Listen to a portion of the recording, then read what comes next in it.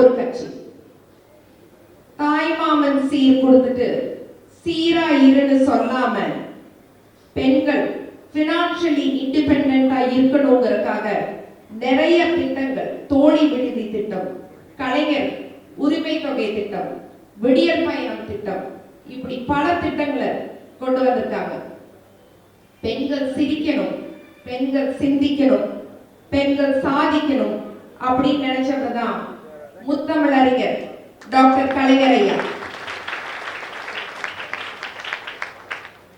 Agriculture, industry, கல்வி, மருத்துவம், சுகாதாரம், பெண்கள் முன்னேற்றம், குழந்தைகள் முன்னேற்றம்னு மற்ற மாநிலங்கள் பார்த்து பொறாமைப்படுற அளவுக்கு தமிழ்நாடு நம்ம திமுக கவர்மெண்ட்ல மாபெரும் வளர்ச்சி அடைஞ்சிருக்கு.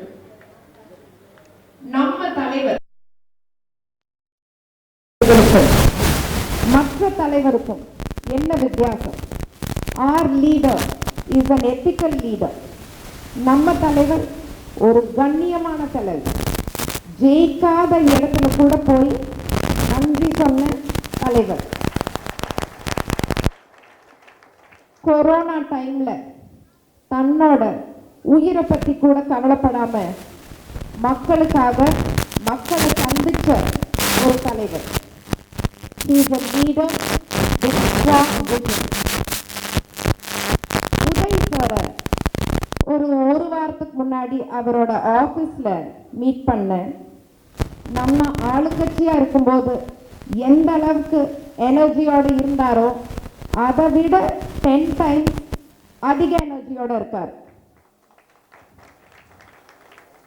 Uday sir is a dynamic Dravidian leader. அவருக்கு ஒரு கரெக்டான கன்விக்ஷன் இருக்கு.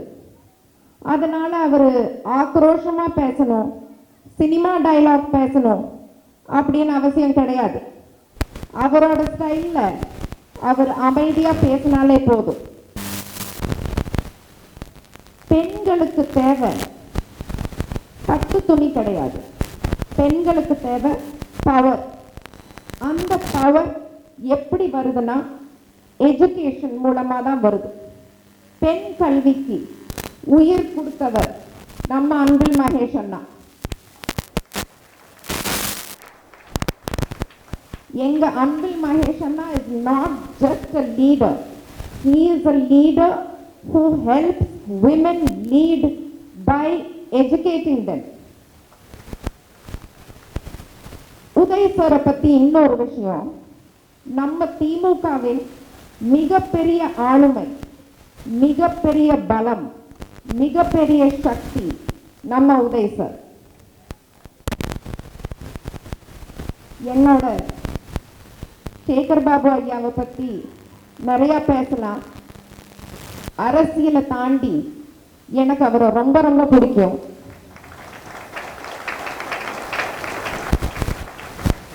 அவரோட வீட்டுல இருக்கிற குழந்தைகளை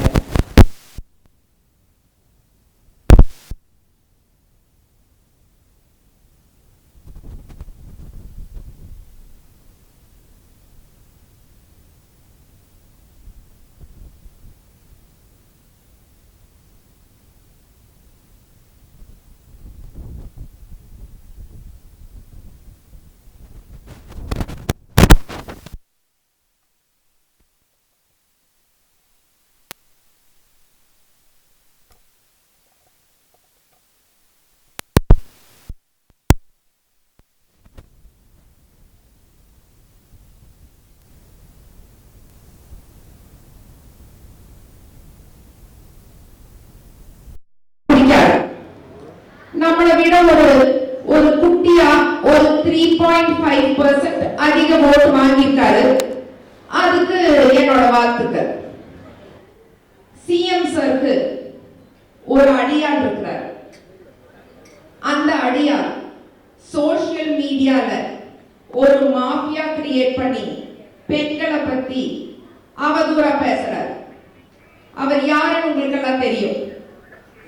சரி, அது கூட மன்னிச்சிடலாம்.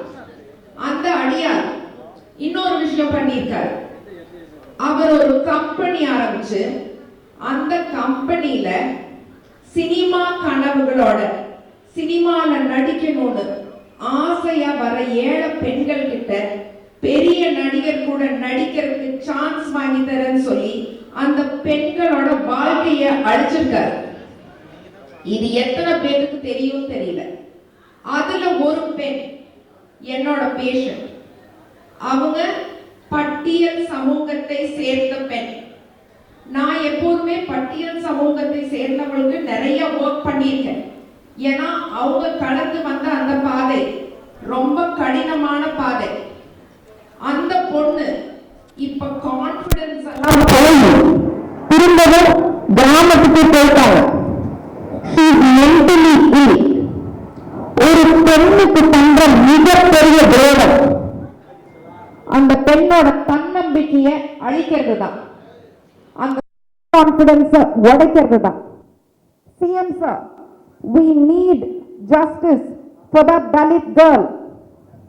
We need justice for all the women who are abused on social media by your gang. We need justice for the 50 women in Salem. நாங்க ஆளுங்கட்சி கிடையாது, ஆனா யாரோட வாழ்க்கையும் அழிக்கிற கட்சியும் கிடையாது. நான் இப்படி பேசிட்டு போனதுக்கு அப்புறம் உங்க அடியால் நாளைக்கு அவரோட சோசியல் மீடியா மாஃபியா வச்சு என்னை ரொம்ப கேவலமா பேசுவாரு. அவர் என்னை என்ன வேணாம் பண்ணலாம். ஆளுங்கட்சியா இருந்தப்ப என்னோட அட்ரஸ் கொடுத்தேன், அவர் மறந்திருக்கலாம். திரும்பவும் சொல்றேன், என்னோட address number 13A Brahadambal road, Nungambakkam. மரியாதைக்குரிய சிஎம்மோட அடியால் அவர்களே, தாராளமா வீட்டுக்கு வாங்க. எங்க அப்பா ஷூட்டிங் போயிட்டார், நான் வீட்டுல தனியா தான் இருக்கேன். வாங்க பார்ப்போம்.